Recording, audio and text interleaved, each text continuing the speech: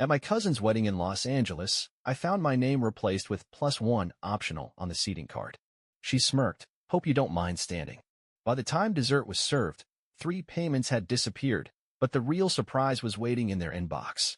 I should have known something was off the moment I walked into the reception hall and the girl at the check-in table squinted at the list. Last name, she asked. Miller. Jordan Miller, I said, already reaching for the card. She scanned the sheet, then paused, visibly uncomfortable. Ah, you're listed as, +1 optional. She flipped the card toward me like she hoped I wouldn't see it properly.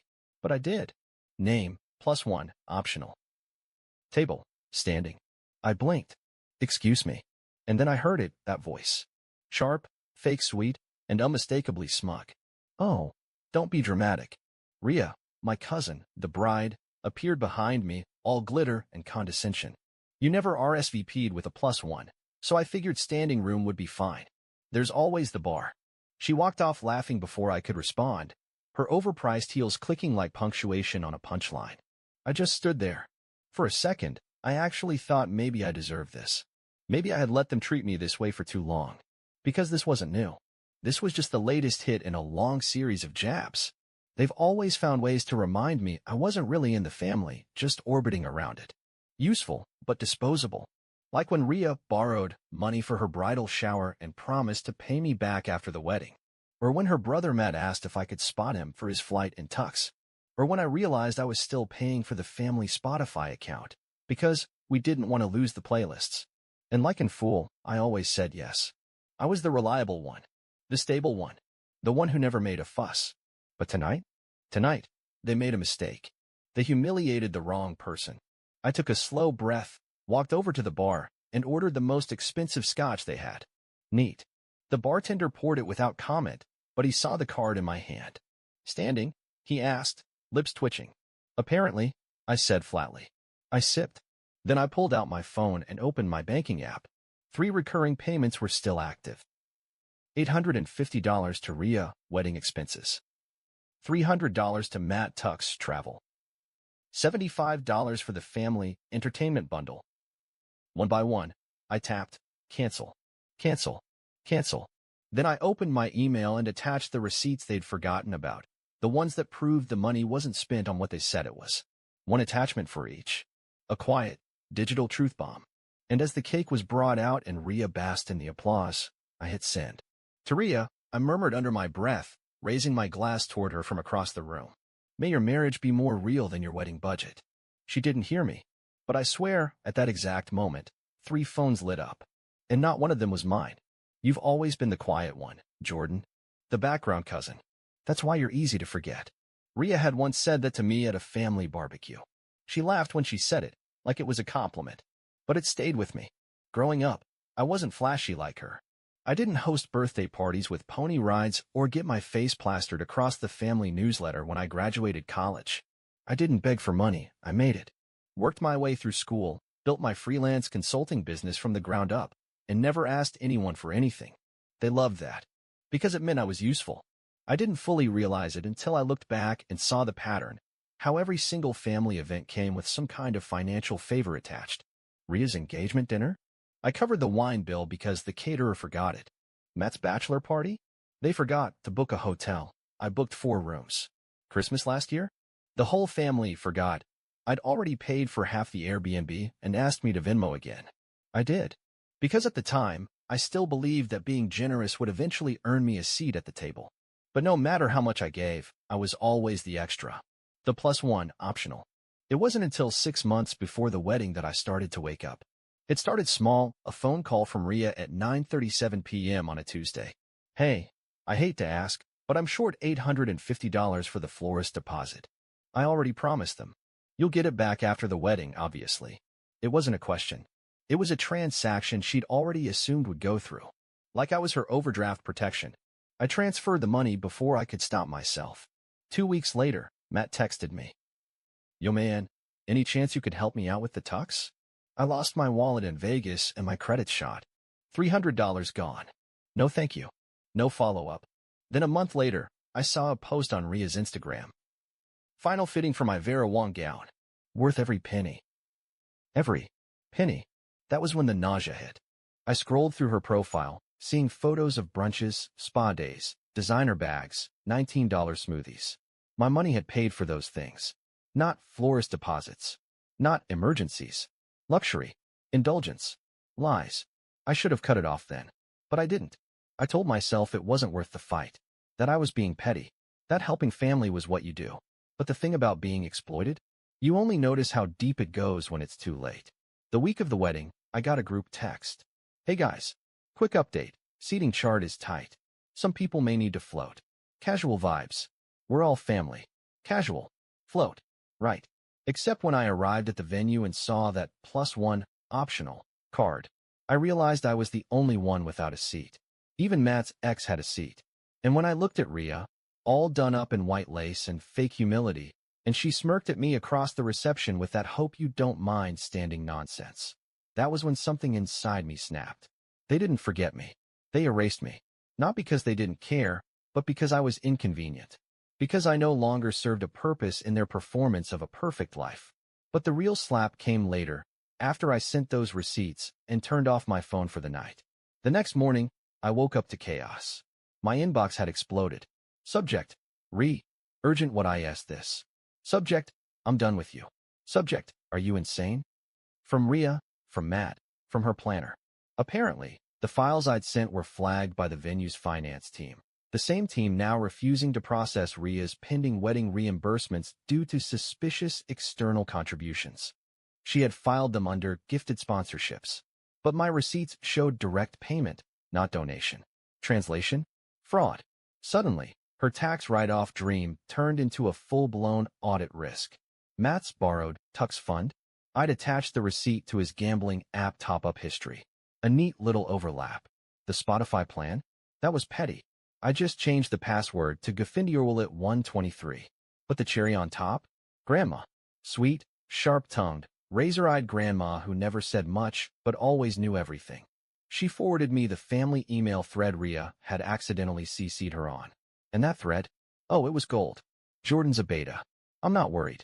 He always caves. He'll probably Venmo more if we guilt trip him. He's the responsible one. If he makes noise at the wedding, just smile and cut his mic. I didn't know what hurt more, being called a beta, or realizing they had rehearsed how to silence me. But that was fine, because now I wasn't going to make noise. I was going to make a crater. You're a selfish, bitter child, Rhea screamed. I smiled calmly, opened the projector, and said, then let's talk about receipts. The family dinner was scheduled for Sunday at 7 p.m. Subject line in the group chat: emergency family gathering. Jordan needs to explain himself. Oh, I'd explain. Just not the way they were expecting. I arrived right on time. Not early, not late, with a laptop bag over my shoulder and my expression locked in neutral. The house was already full. Rhea, of course, was holding court on the couch like a queen waiting to announce an execution. My parents sat on either side of her. Matt leaned against the counter, arms crossed, glaring like I'd just insulted his haircut. I didn't sit. I walked in, set the laptop on the coffee table, and began connecting it to the living room TV. No one spoke. They were too stunned to figure out what I was doing. What is this? Rhea asked, her voice laced with venom. Did you bring slides to your own trial? Something like that, I said. Just figured we should all see the same truth before we start yelling. Slide 1. Wedding expenses, reality versus claims. $850 for the florist? Not quite. I pulled up the bank statement, the transfer straight to Rhea. Next to it, a photo from her own Instagram. Same day, same amount. Holding a brand new Gucci purse. Caption: a little bridal self-care. Matt cursed under his breath. Slide 2. Matt's missing Tux deposit. That $300 emergency. Also false. I zoomed in on a DraftKings statement. $300 deposited into his gambling app that same night. He'd actually posted about it in the fantasy football group chat. Rookie mistake. You hacked me. Matt growled. No, I said calmly. You sent it to the wrong thread. Remember? That one where you call me ATM Jordan? Dead silence. Slide 3. Family subscriptions, logged devices. Netflix, Spotify, iCloud. All 5 slots filled with family leeches. Rhea's profile? Queen Rhea. Her last played song? Thank You Next. Matt's history? Mostly gym playlists and podcasts about crypto scams. And the final slide? A screenshot of the family group chat. Jordan's a beta. He won't do anything. Just tell him it's for the wedding. He always folds. My mother gasped. My father leaned forward, squinting at the screen. Where did you get that? Rhea snapped. Does it matter? I said. You said it. You meant it. This is insane, she shouted. You think this proves something? You're ruining this family over a few dollars. I closed the laptop. No, Rhea. You ruined it the second you decided I was only valuable when I was useful. The second you put me on a card that said +1 optional and smirked. You're so dramatic, Matt scoffed. We've helped each other before. Big deal. Help? I repeated. Is that what this is to you? Exploiting someone until they break? Calling them weak when they finally say no? Dad stood up. That's enough. You don't speak to your family like this. I'm not, I said. I'm speaking to the people who turned me into a backup wallet with a heartbeat. You've lost it, Rhea said, voice rising. You think just because you have money now you can punish us? You're acting childish and resentful, Jordan. I smiled. No, I'm a man with receipts. And speaking of receipts, I pulled out my phone.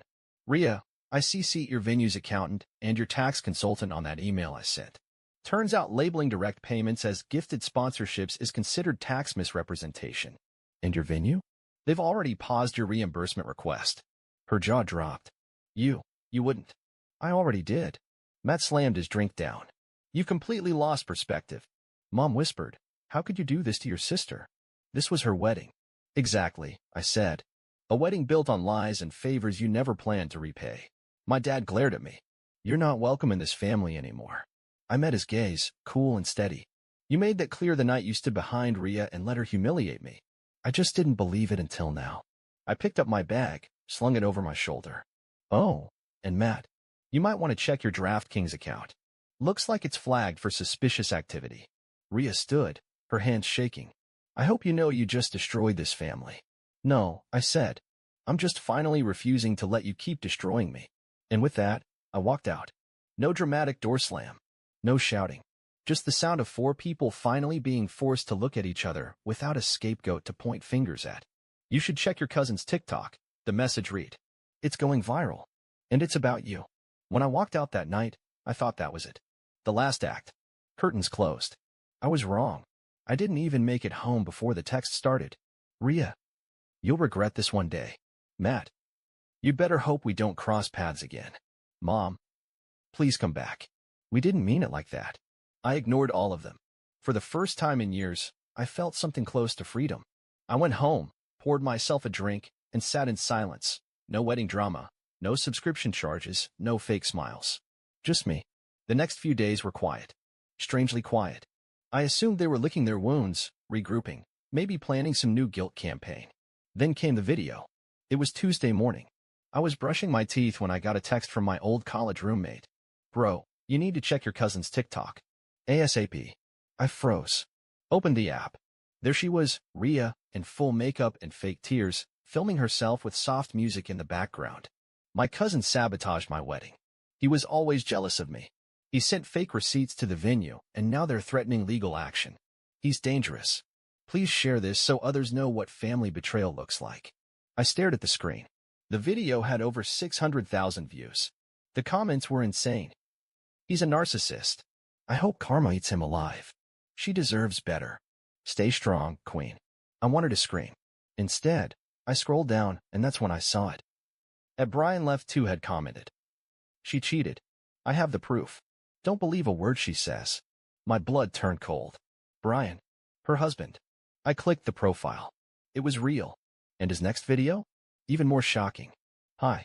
I'm Rhea's husband, or was, until last week. I've seen the messages. I know who she really is. And she's lying to you. He posted screenshots, text Rhea had sent to friends bragging about how she'd play victim if Jordan tried anything. He showed the hotel bill, with charges for 2 spa packages during the bachelorette weekend she claimed she couldn't afford. He even uploaded a voicemail, Rhea's voice, saying, Once Jordan's out, Grandma's inheritance is mine. And then he dropped the bomb. She's been siphoning money from Grandma's accounts for 6 months. And she forged Jordan's name on one of the withdrawal slips. I nearly dropped my phone. This wasn't just family drama. This was criminal.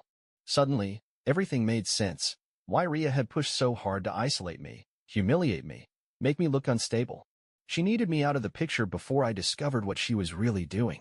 I called my lawyer immediately. "Send me everything," he said. "If this is true, she's in serious trouble."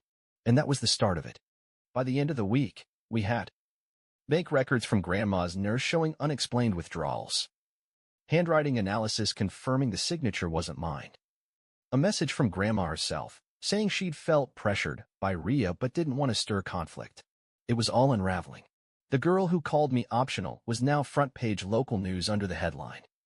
Bride accused of embezzling from elderly grandmother, family feud goes public. Matt deleted his Instagram. My parents went silent.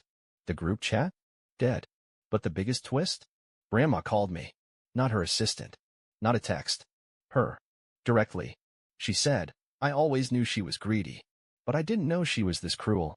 Thank you for exposing it." And Jordan, I braced myself. "I've updated the will.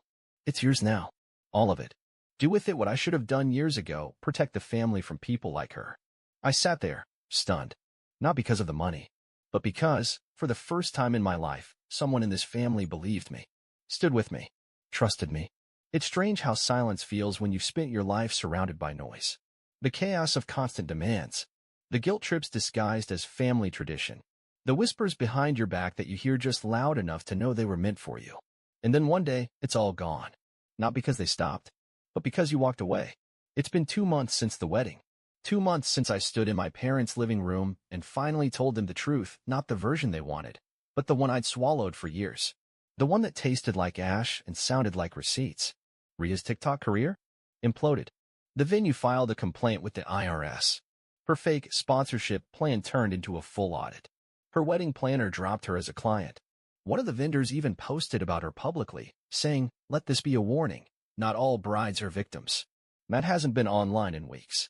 Word is, he's been laying low since the DraftKings investigation flagged his account. Something about suspicious transfers from a shared family bank card, which was never meant to exist. My parents? Oh, they've gone quiet too. But not the kind of quiet that comes from peace. No, this silence is heavy, defensive, calculating. I received a voicemail from my father last week. "Jordan, this isn't how we raised you. You've embarrassed this family. There are consequences for what you did." I didn't delete it. I saved it.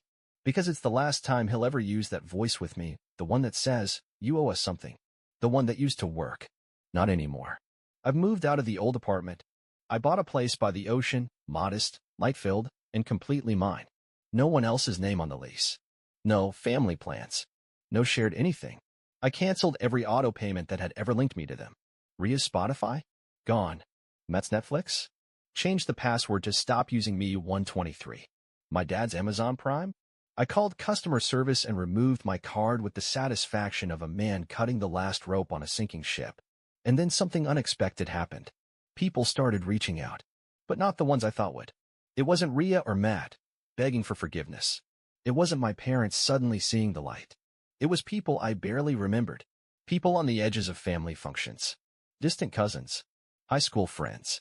Even Brian, Ria's now ex-husband. He messaged me the day after filing for divorce. "Just wanted to say thank you. You were the only one who ever told the truth. She lied to me for 2 years. Your receipts gave me the courage to walk away." He attached a photo, the signed divorce papers. Underneath it, another message. She's trying to rebuild her image, but nobody's listening anymore. Later that week, I got an unexpected letter in the mail, handwritten, soft cursive I hadn't seen in years. "Grandma, Jordan, I want you to know, I always saw you. They tried to drown you in noise, but you never stopped being the only one who listened when it mattered. I changed the will. It's yours now. Do with it what I couldn't. Use it to build something better. Something real." I stared at the letter for a long time. Not because of the money, though I won't lie, the security it brings is life-changing, but because of the sentence, "I always saw you." It shattered something in me. And it healed something too. Because for years I lived like a ghost in my own family. Quiet, convenient, unimportant. The guy who paid. Who smiled politely. Who was never in the photos, but somehow always holding the camera. And now? I don't hold anything for anyone who wouldn't do the same for me. Last weekend, I went for a walk along the beach near my new place. Just me, a coffee, and the ocean. No buzzing phone. No demands. Just peace. I didn't get revenge. I just finally chose to put myself first. A woman passing by with her dog looked at me, smiled, and said, "You look like someone who just got out of a long battle." I laughed. Close. Family reunion. She grinned and kept walking. I stood there, the tide pulling in and out, the sun warming my face, and I realized, this is the life I built. Not inherited, not gifted, built. And maybe I'll share it one day, with someone who doesn't see me as optional.